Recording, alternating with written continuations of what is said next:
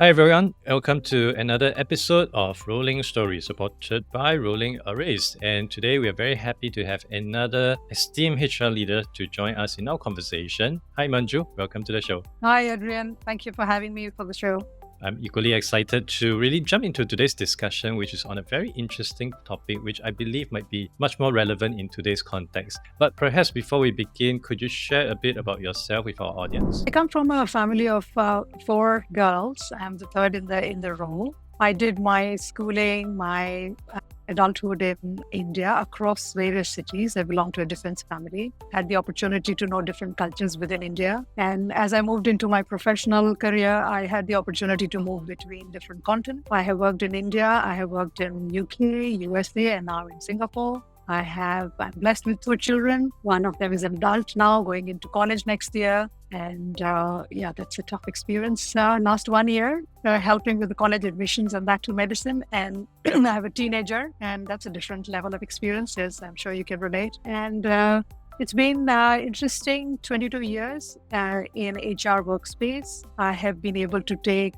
5 breaks, 2 sabbaticals, and 3 career breaks, and I'm happy to share those experiences with all of you as we go through. And the topic of today is actually on sabbatical leave, which is something which I imagine might be very common among the younger generation out there. In fact, some people I know of even go and take things like gap year, which may not be a sabbatical somewhat, but still quite adjacent to it. I guess it's also possible because at that stage in their life, no liabilities, no commitment. It's very easy to just say, okay, let me just put a pause to things. But in your case, you have taken quite a few. Could you just help us to understand the instances that you have taken and at what stage of your career did you take them? Yes, I think I feel privileged or fortunate to have taken 5 such breaks. So Wow, I've taken 2 5. I have taken 2 sabbaticals. I have taken 3 career breaks. Just for a simpler understanding of how do you differentiate a sabbatical to a career break. So there's only one primary difference, which is after a sabbatical, you may go back to your same organization, maybe in the same role, in same position. But when you take a career break, you have resigned from that organization and you are probably heading to another organization after your break is over. So I took my first sabbatical way back in 2005. At that time, we were living in London. My primary reason or inspiration that time was my daughter was 1.5 years old. I wanted to spend quality time with her in that beautiful age of growing up. And we also wanted to explore as a family the new country, UK.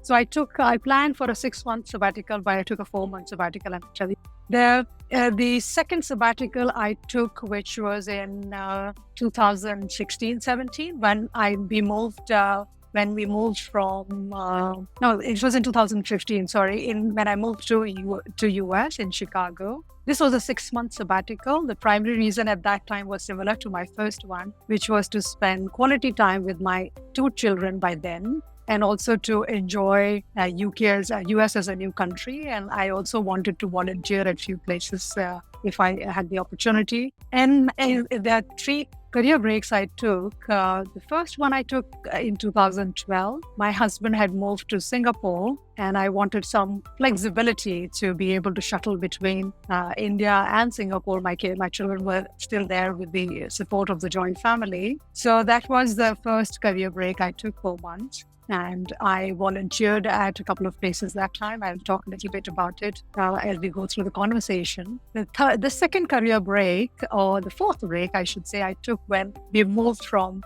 US to Singapore in 2016-17. That was intended to be 6 months, but it became 8 months. The reason that time was I wanted to continue experimenting with homeschooling. I had tried homeschooling my children in my second sabbatical, which was in US.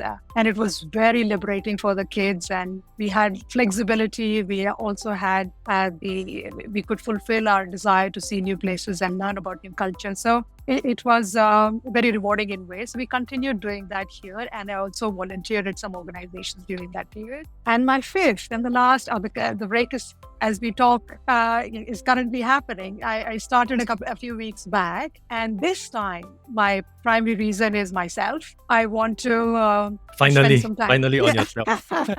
Yeah. So I want to spend some time on myself and primarily on health, physical health and mental health. Not that I'm ailing, but it is. I wanted to do yoga regularly, which I was doing once in a while. I have already joined a yoga class 3 weeks into it, and I'm doing 3 days a week, and I'm proud of it. I also for the longest time wanted to learn classical music. So I've enrolled myself into Indian classical music, and initially I was horrible at it, but now I'm getting there. And my voice is tuning a bit better, so that is there. And I also want to continue volunteering and also supporting my children's journey. My daughter moves into medicine college next September. It's a big milestone for her, so I want to support her journey there. So that's where we are in terms of my reasons and and the number of breaks I have taken. To your first two sabbatical, when you were looking at it, how did that conversation came about? Was it something that the company already has some precedence to? And if not, along the way, did you encounter any,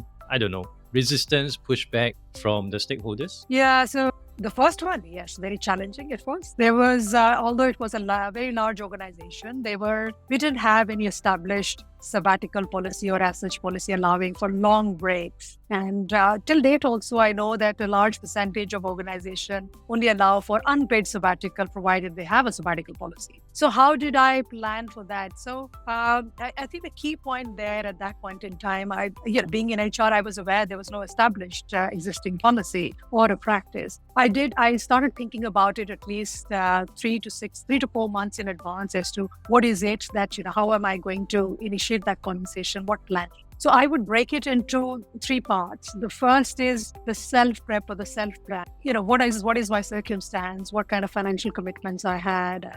If I would have a break of 4 to 6 months unpaid, how is it going to, in terms of acceptance, in terms of my own personal acceptance. So I did think through that, discussed with my spouse, and thankfully I have a very supportive spouse, and discussed with my family and looked at what would it be fair to the organization if I do that kind of a break while I have met my personal reasons and circumstances. And that was at the self. And I also at the same time structured what is it that I'm going to do during sabbatical. Is it that, I'm going to start and maybe find a dead end as to feeling nostalgic about going back to work, and how would I avoid those kind of withdrawal symptoms. So I did plan those. Now at the second part, which is at the organizational level, parallelly, what I was also thinking during that period of absence, who from my team will use it as an opportunity, or I can use that opportunity to develop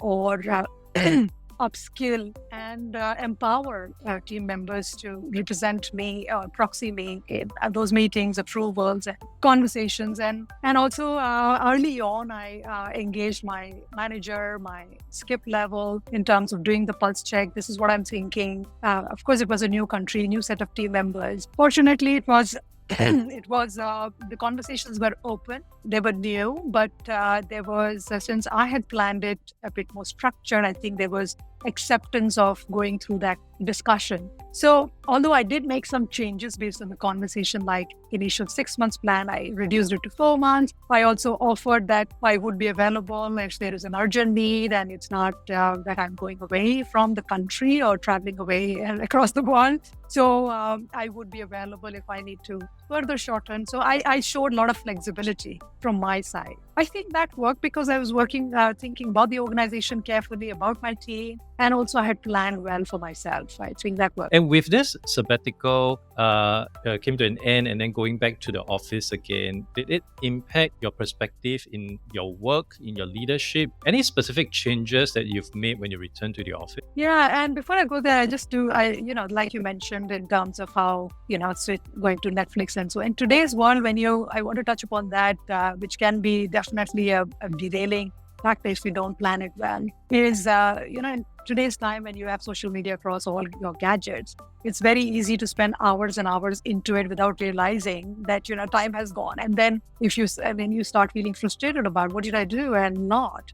So I think it's definitely a good reminder that you structure it well for your own benefit. Now, to your question, and when I went back, the first reflection and what I had was, as leaders, mid-level leaders or senior leaders, when we are looking at ourselves or our team members. We are forgetting at times that at the end of the day, we bring the whole human to work. It's not just the work professional. There are other aspects of us.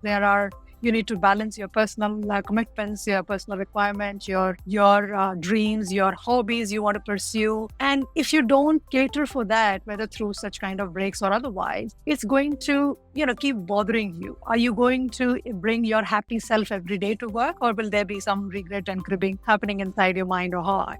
And similarly, your team members. So as leaders, we do have the opportunity and also all the resources to bring that change in the culture or the environment to kind of embed. So what I did first thing was, which I've continued till date, is I introduced a flexi working policy before the sabbatical. So flexi working policy. So it was like if you are allowing at least a couple of hours of flexibility, whether it is in the morning or in the evening or during the day, where people can fulfill their commitments, like say, for example, you're dropping your kids to school, or in the evening you're going to go for your guitar class, or you're playing tennis, or whatsoever. You're looking forward to that, sandwiching that time in a way without guilt. Parents' guilt is huge. I have gone through it initially myself, and sabbaticals help reduce that a bit. And flexible working policy is first thing I introduced, and it became a policy. Then later on in my other organization,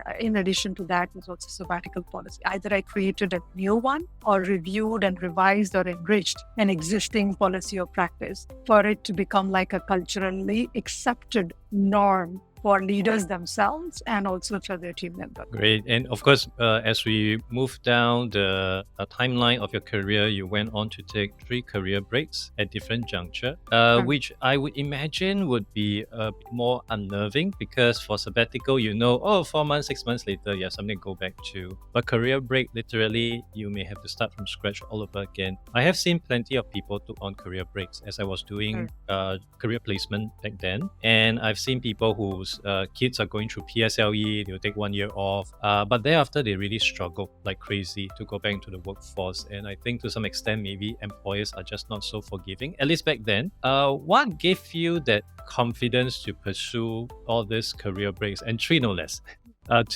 And also going back to the market quite easily. Was there some prep work that you have to do, something that you have to prepare yourself to secure beforehand in order to make that transition seamless? And with that, Manju, thank you so much for coming onto the show today to share more with us your sabbatical journey, your career journey, as well as the benefits on the company side of sabbatical leave. Thank you so much. Thank you.